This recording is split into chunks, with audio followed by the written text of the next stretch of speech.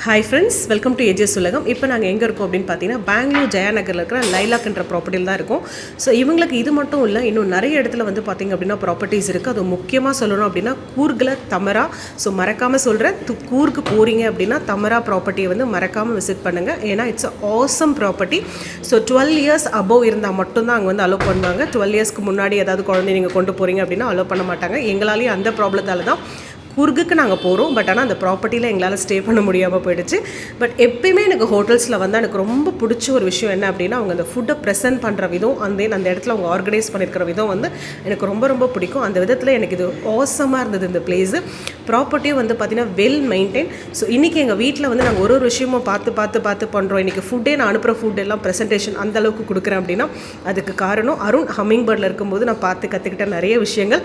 அந்த விஷயங்களால் தான் இன்றைக்கும் எனக்கு வந்து பார்த்திங்கன்னா ஃபுட் அப்படின்னா அதை ப்ரெசென்ட் பண்ணி அனுப்புறது ரொம்ப ரொம்ப பிடிக்கும். See you all.